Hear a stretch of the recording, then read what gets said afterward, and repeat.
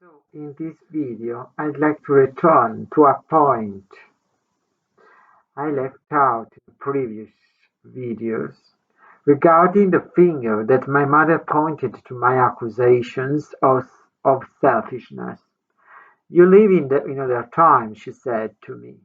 You could not have resisted to the prevailing morality of a forced marriage for all young people of a respectable family once the right age has arrived.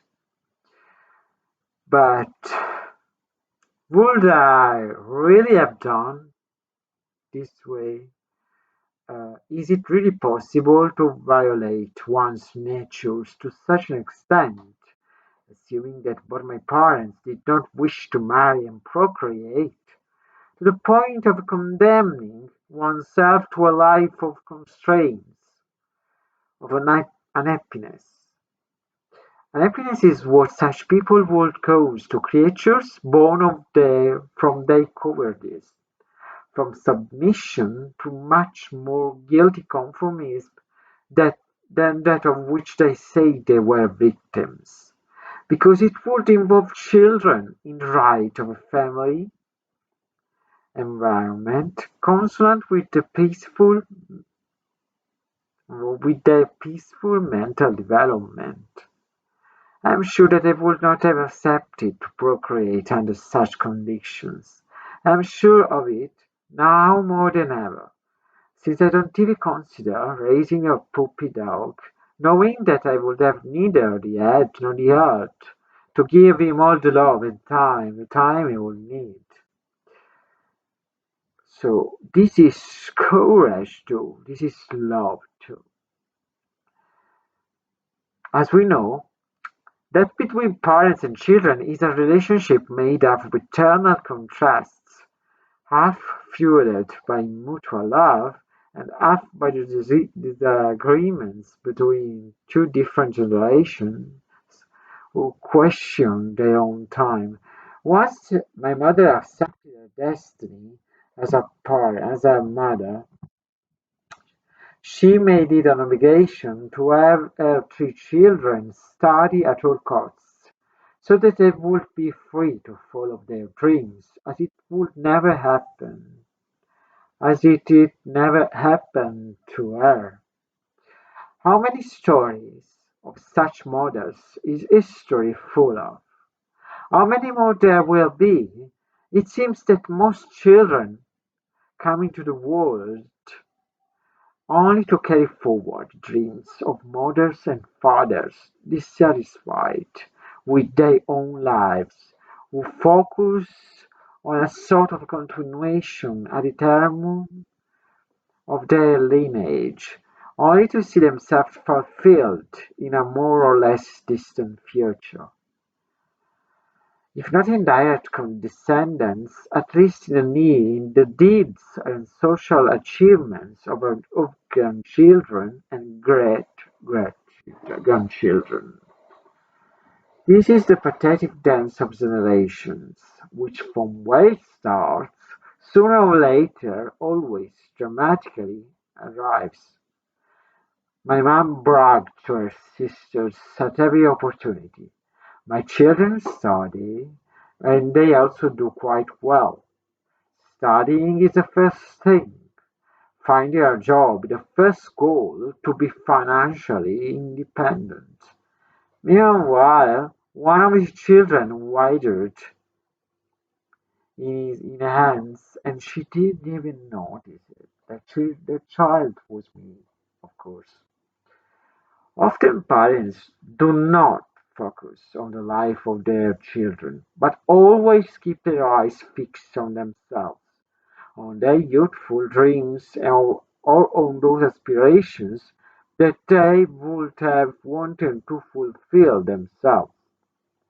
Children are protected as a kind of abstract, pure, innocent entity to be kept under vacuum so that they grow up as faithful and satisfying copies of their own parents. So yet these children are people. They are not pure. They are not biblically. innocent, and they do not even want to be defended by a certain bigoted morality invented by others. If we all learned to consider them with the respect we have for ourselves, we would understand that each of them has its own personality, its own type of ambition, its own environmental and emotional predisposition. Let me give you an example. My distracted cold mother made it a duty to treat all her children equally, yet she was unable to see that perhaps one of them was more mistreated, more needy than the others. "Just wash it," she said. "Feed it and send it to school." So she said that her children just needed to be washed and be sent to school, and all her duties as a mother were done. According to her, love is expressed through, through, through these gestures, and the rest is subjective. She always acted like that. It is the curse of the children with inattentive parents, whom we will rather call parents without vocation. Unfortunately, with the advancement of civilization and evolution of sensitivities, it is no longer enough to raise children as in the past, or as animals do. That's to say, feeding them, dressing them, and then pushing them to keep them out of the house once they reach the age of majority. The constellation of feelings, projects, sufferings, and emotions that a child is able to experience necessarily needs a parental figure or a guardian in his absence, who is able to satisfy his elementary psychophysical needs to ensure healthy development in later ages. When my mother senses my aversion, she shrugs and tells herself that as a child I must have hit my head.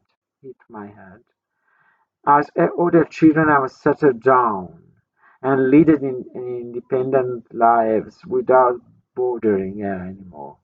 My father simply wishes me the bad end that I deserve for not being able to do anything good in life. Why on earth, I ask myself, shouldn't a parent consider the failure of a child to be his or her own failure? Why are children proud only when? Why are parents only proud of their children just when they fully meet the social standards of their habitat? Why when they are lost along the way, it is always the children's fault? Oh, the fault is or belongs to whatever leads them astray. The parent has immense power towards his or her offspring. Even simple proximity, simple eye contact or tactile contact is enough to transmit an entire world to an infant. A mother who hates the flesh of her own flesh will raise a cursed being, unmentionable in his and a grudge for her and for the rest of the world. Have children, someone says today in Italy. Italy needs Italians, some politics say in this country.